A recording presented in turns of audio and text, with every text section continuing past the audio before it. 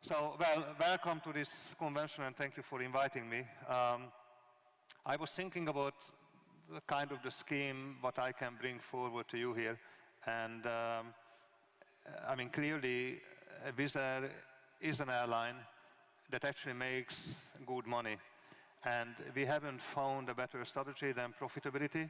You know, many airlines, many businesses come up with very fancy strategies, very fancy presentations. We don't really do that, but just remember, we actually make money.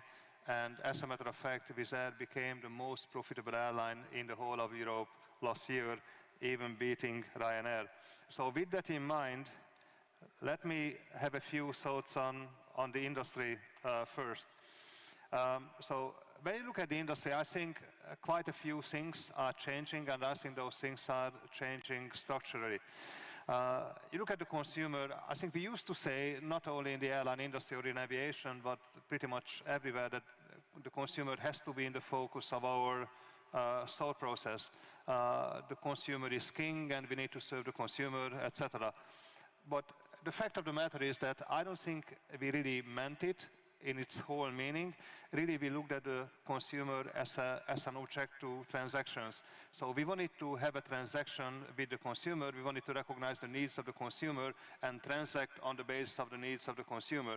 But I think what's changing is that the consumer is not only an object to a transaction, but also a subject in a whole consideration. And we need to be mindful of the expectations of the consumer, the feelings of the consumers, the individualities of the consumers.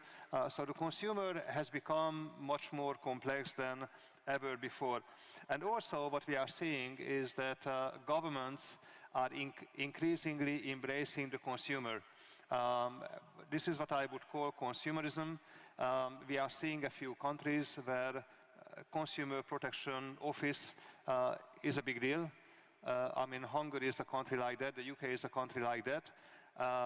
And obviously, governments are recognizing the consumer as an aspect of the voter, and they are kind of taking note of it, and they try to protect the interest of the consumer. So I think there is a lot more push on the consumer with that regard. Also, we are seeing that the new consumers coming to market are different from the older consumers. Wizz Air has the advantage of seeing the new consumers. The average age of our customer is 28 years. I guess that other airlines are more seeing 40-plus customers, but basically the 28-year-old customer is telling us what they expect. And clearly what they expect is a lot more than before, and they are not prepared to pay too much for that. They are much more savvy, they are much more self-sufficient, they can sort themselves, they don't buy stories, they are fairly functional, and they are very value-driven, and they testify you on that basis. I think that gives certainly us an advantage that we understand the upcoming consumer profile ahead of the rest of the industry. But I think the consumer is really changing, and we all need to take note of that. Then you look at the regulatory environment. It feels like that the heydays of globalization is over, and now the pendulum has moved to the other side. So while it was like this, and now this is moving like this, there is much more patriotism, much more nationalism coming into play, affecting the businesses, including aviation. And as a result, we are seeing a lot more initiatives coming up with restrictions, with punitive measures, more taxes, more restrictions here or there. If you look at Regulation 261, this is the famous consumer protection right in Europe. Now this is spreading globally. This is making a profound impact on the industry, and we are expecting some more to come. Regulations, taxes on fuel, on some other environmental issues as well. And then you look at the operating environment itself. The operating environment is getting tougher. We are seeing a lot more congestions. ATC is almost completely dysfunctional in Europe. Airports that used to be on their knees 5, 10 years ago begging for airline capacity are now getting completely full, and we have a hard time to actually put capacity up in some of the places. And I don't think this is going to change anytime soon. So it's a changing environment. Having said that, I think there is one thing which doesn't change, and we also need to take note of that. The industry is becoming increasingly commoditized, and the customer wants to have more and is prepared to pay less for that. And I don't think this is changing. And I think this is something what needs to keep everyone, every player in the industry on its toes. If you look at how airlines are rated from an outside perspective, so this is the view of investors on the airline industry. This is all the public airlines in Europe, and they are rebased to the time when Wizz Air did the IPO in February 2015. And you can see the pink line, that's us, that's Wizz Air, and you clearly see that we've had a run in the industry, and clearly we are the premium airline from an investor perspective in the industry. And you see some of the other carriers going up and down. The industry is re-rated on a fairly constant basis, depending on the macroeconomic climate, depending on the fuel price environment. You can see that the industry kind of picked up in 2017.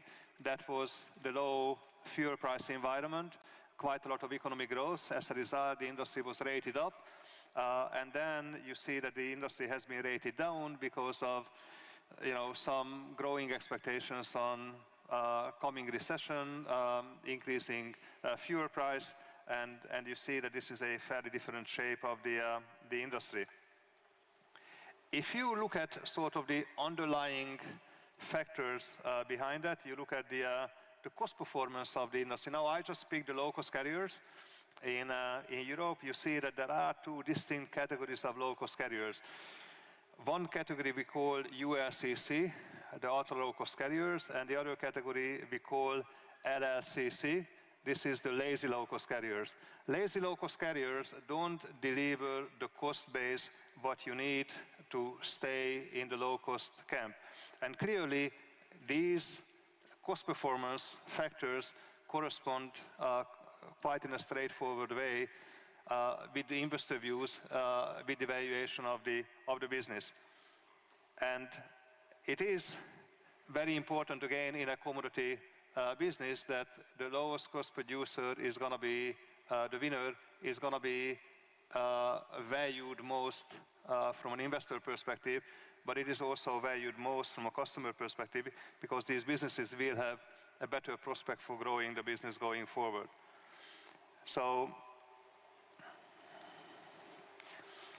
switching to Wizz Air in that context, as you can see, we have been building up this business quite substantially over the years. We started in 2004. Today, we have a route network of over 700 routes. We are flying 34 countries across 151 destinations. We have become quite a mainstream airline in Europe, being focused primarily on Central and Eastern Europe.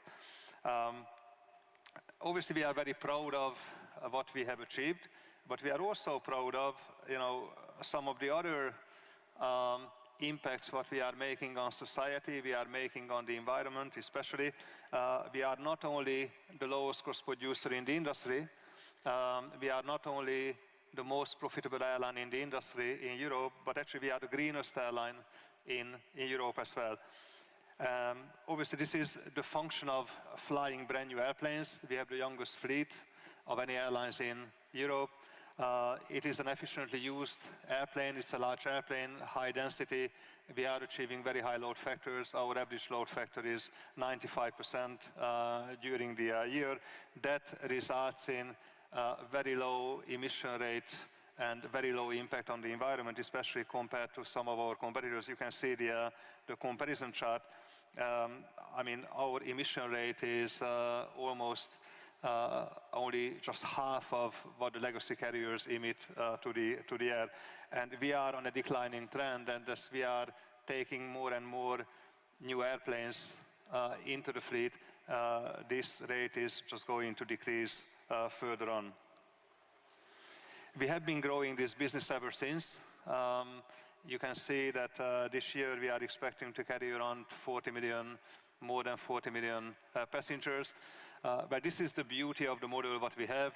This is very low cost. This is the lowest cost production in the industry, and obviously that enables us to grow this business under any circumstances.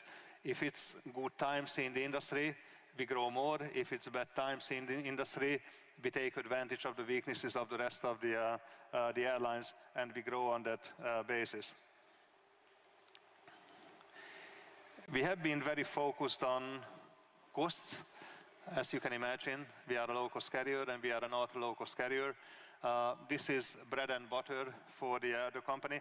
Now, I don't know how much you can read out of this chart, but basically the fluctuation of the graph is really just the result of the fuel price. If you look at ex-fuel unit cost, it has been flat throughout the last 7-8 years, a little declining. And when you put that in context of the industry, you are seeing that most of the airlines have been creeping on cost, even the cost-focused businesses. And I think that gives us a strategic advantage in the marketplace. And that strategic advantage translates into the future prospect of the business. We have a very attractive order book. We have 271 airplanes on order. I think that's the largest aircraft order book of any European airlines. And this is going to give us the supply of aircraft between now and 2026. All the upcoming deliveries between now and 2026 are new technology aircraft. We are committed to Airbus. I know that the next speaker will come from Boeing, so I'm not trying to make a comment on the industry. But one comment I would still make is that I think the OEMs are really struggling with delivering their commitments to the operators. We know the Boeing situation, but Airbus is not much better either. At the moment, the OEM side of the industry is simply failing to deliver their contractual commitment to the market. They are failing to deliver aircraft to the operators and the leasing community, and that is a problem because simply, we could actually grow more versus the capacity what we are able to take from the market, despite that it's all contracted. We are not getting those deliveries, but this is not unique to Wizz Air. I think this is affecting the entire industry. Having said that, we are very well positioned from a strategic perspective. As you can see, we are converting from A320 to A321. The A321 is a 20% lower cost production than the current A320. So that gives us a lot of leeway in terms of cost production and on that basis to continue to stimulate the marketplace. And obviously, we are going to build the fleet up quite significantly over the coming years. We also made a commitment on the A321XLR, which gives us the opportunity to fly up to 8 hours when we start inducting that aircraft, but this is only going to happen in 2024. So we think we are very well placed strategically to continue to take advantage of the market, our cost production, and growth opportunities in the marketplace. If you want to kind of put it up against some numbers and a visionary statement, what I would be expecting from this business to deliver in the next 7-8 years, I would say that Wizz Air in 2026 should be flying a fleet of around 300 aircraft. We should be carrying around 100 million passengers. That time we would be a company of around 10,000 employees, and we should be making €1 billion of profit. Today we are making about over 300 million euros. If we are able to maintain the margin performance of the business, at that time we should be able to make around €1 billion of profit. Thank you, and I guess I would open it up for Q&A. Thank you, Mr. Joszef. Do you have any questions, ladies and gentlemen?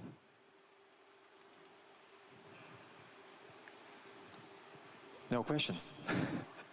Oh, one maybe. Good morning. Enzo Zangrelli from Trieste Airport. We notice an incredible increase in the fleet planning until 2026, 2027. Increased number of passengers. Could you briefly outline how the network is going to look like? What I'm trying to observe is that you already now cover a substantial amount of airports in Europe. So what will be the axis of growth in that sense? Will you be focusing on primary airports and therefore risk to see your airport cost increase as well in congested airports, or will you try to find new frontier of expansions in Europe? Thank you. Okay. Well, first of all, I think we're going to stay focused on Central and East Europe. Central and East Europe is still an under-penetrated market, certainly compared to Western Europe. If you look at airline penetration, it's only a quarter of the people who actually fly in Central and East Europe compared to Western Europe. So I think there is still a lot of market stimulation game happening here. And we are in a very strong strategic position to lead that market stimulation game. Being the lowest cost producer obviously enables us to offer the lowest fares and sustain the lowest fares in the marketplace. To some extent, we are opportunistic in Western Europe. We created Wizz Air UK. That's partly contingency on Brexit, but also partly it is a possible operating platform for consolidation in the United Kingdom post-Brexit or even pre-Brexit. I would say we took advantage of the Monarch collapse and we took some assets from Monarch. That may continue to be the case going forward depending on the market situation. Don't think of buying airlines and that kind of stuff. We would be more interested in backfilling markets or taking assets from failing airlines. We opened up Vienna on the back of the collapse of Air Berlin and Fly Niki, and that works very well. And again, in Vienna, we are the lowest cost producer in the marketplace, so that gives us a strong strategic position. But at the same time, we are also opportunistic going east. We are now the largest international airline in Israel. We are flying over 20 routes to Tel Aviv and Eilat. We have a base in Georgia, in Kutaisi. Actually, we've been able to expand our network in Russia. So it is not only Western Europe, but we are also looking east. But if I look at the overall business, my expectation is that probably 70–80% of our growth in the next 6 or 7 years will going to take place in Central and Eastern Europe. Central and Eastern Europe is much less congested on airport capacity, so I think I feel pretty good that we're going to be able to actually implement that growth and deliver the plan. Question. Hi, just as a piece of information, I guess your passenger volume is very important for the Budapest airport. Can you give us a figure in terms of percentage you present for Budapest airport? I didn't hear it very well because... Please louder, please. Okay. Yes, yeah, speak okay. louder. Thank you. In terms of passenger traffic, what's your percentage you generate for Budapest airport? For which airport? Budapest. Oh, Budapest.